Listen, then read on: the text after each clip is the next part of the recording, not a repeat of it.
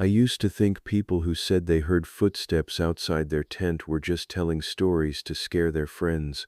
Then, one night in the Colorado wilderness, I heard them myself, and the worst part wasn't that someone was walking around my campsite.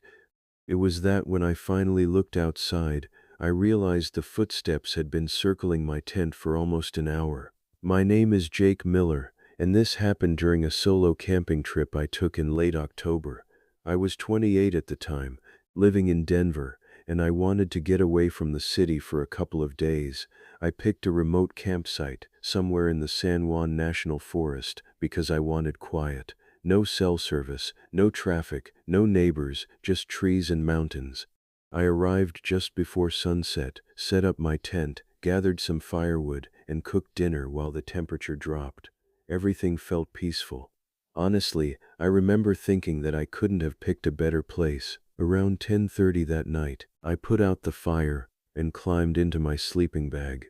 The forest was completely dark. Every now and then, I could hear wind moving through the pine trees, but otherwise there was nothing. I was almost asleep when I heard a branch snap somewhere outside. I opened my eyes and listened. A few seconds later, I heard another one, then another. They sounded like footsteps moving slowly through the trees. At first I wasn't worried. Animals were everywhere out there, and I figured it was probably a deer. I grabbed my flashlight and turned it on inside the tent, but I didn't want to unzip the door. Then I heard something that made me stop breathing for a second. The footsteps had stopped directly behind my tent. I could hear someone standing there.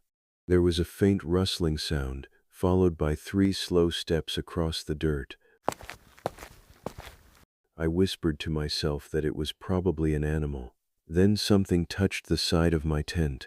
It wasn't a scratch or a paw. It sounded like a human hand slowly pressing against the fabric. I froze.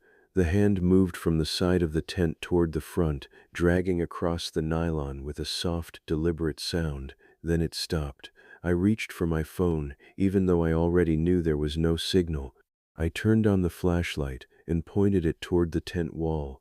The beam showed nothing except the shadow of the fabric. For several minutes, there was complete silence. Then the footsteps started again. This time, they moved around the entire tent, slowly, one step at a time. Whoever was outside wasn't trying to hide. They walked from the back of the tent to the side, then toward the entrance. I could hear the dirt crunch beneath their boots. I finally decided I needed to see who it was. I grabbed my knife, took a deep breath, and unzipped the tent just a few inches. Nothing. The campsite was empty. My fire pit was cold. The trees were still. There was no animal, no person, nothing. Then my flashlight caught something between the trees. About 40 yards away, a man was standing completely still. He wasn't wearing a jacket, even though it was freezing. He wasn't carrying a flashlight. I couldn't see his face because he was standing in the shadows. I called out, "Hey, are you okay?" He didn't answer. I called again. The figure slowly turned his head toward me.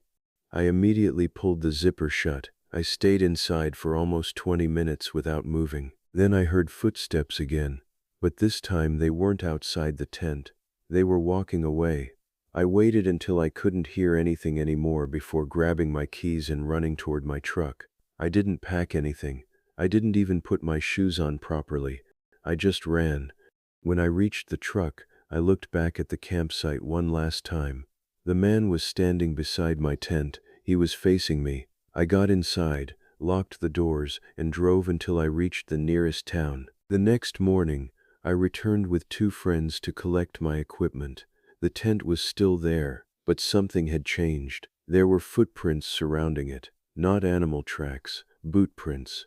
They formed a complete circle around my tent, and every single print was pointing toward the tent. I haven't camped alone since. The first thing I noticed was the coffee mug sitting beside my campfire. The second thing I noticed was that I had never brought a coffee mug. I was completely alone in the Colorado mountains, miles from the nearest town, and someone had apparently been sitting at my campsite while I was gone. My name is Ryan Carter, And this happened during a 3-day camping trip near the Rocky Mountains. I had been camping since I was a kid, so I wasn't the type of person who got nervous easily. I knew how to read trails, build a fire, and recognize most of the animals in the area. That's why what happened bothered me so much. On the second afternoon of the trip, I decided to hike deeper into the forest. I locked my truck, left my tent behind, and followed a trail that climbed up the mountain. I was gone for about 4 hours. When I came back, the sun was almost down. At first everything looked normal. Then I saw the mug. It was sitting next to my fire pit. I stopped several feet away and stared at it. It was an old metal camping mug, covered in dirt. I immediately checked my backpack, because I thought maybe I'd forgotten bringing it. I hadn't. Then I noticed something else.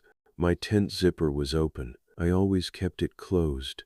I approached slowly and looked inside. Nothing appeared to be missing. My sleeping bag was still there. My backpack was untouched. My food was still where I'd left it. I tried to convince myself that maybe the wind had opened the zipper, but the mug was still sitting beside the fire, and it was warm.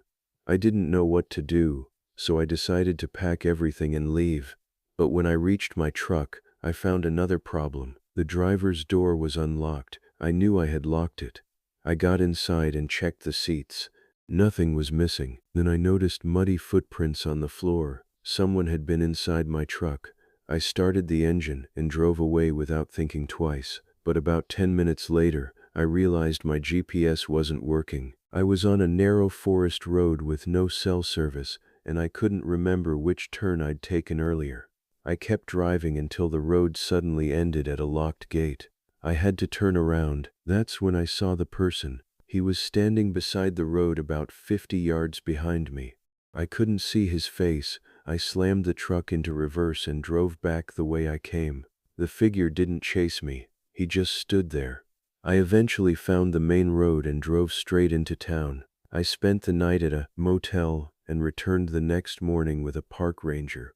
When we reached the campsite, the tent was gone. Completely gone. There were no pieces of fabric, no poles, nothing. The ranger looked confused. He asked me if I was sure I'd set up my tent there. I told him I was. Then he pointed toward the trees. There was a second trail leading away from my campsite. It hadn't been there the day before. We followed it for about a quarter mile. That's when we found my tent. It had been dragged deep into the forest and placed beneath a group of trees. Inside the tent was my sleeping bag. But there was something else, a photograph. It was a picture of me sleeping inside the tent. The photo had clearly been taken the night before.